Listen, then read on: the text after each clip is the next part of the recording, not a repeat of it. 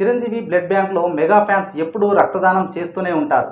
చిరంజీవి, రామ్ చరణ్ బర్త్డేలు, ఇతర సందర్భాల్లో ఎక్కువగా రక్తదానాలు చేస్తూ ఉంటారు. కొందరు అయితే ప్రతి ఏడాది రక్తాన్ని ఇస్తూనే ఉంటారు.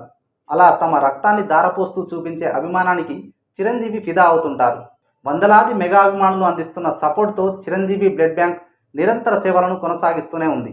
ఈ లక్షలాది రక్తదాతలలో ప్రముఖ నటుడు మహర్షి రాఘవ ఒకరు.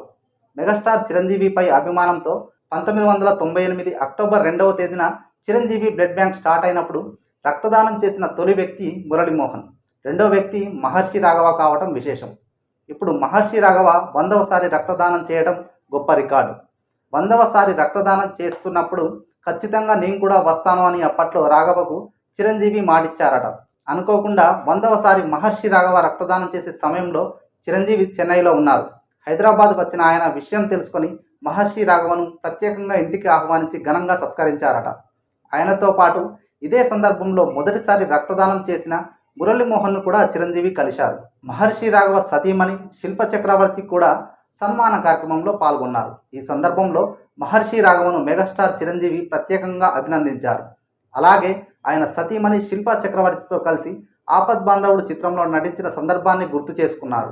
3 నెలలకు ఓసారి లెక్కన 100 సార్లు రక్తదానం చేయడం గొప్ప విషయమని, ఇలా రక్తదానం చేసిన వ్యక్తుల్లో మహర్షి రాఘవ ప్రప్రథముడని చిరంజీవి అభినందించారు.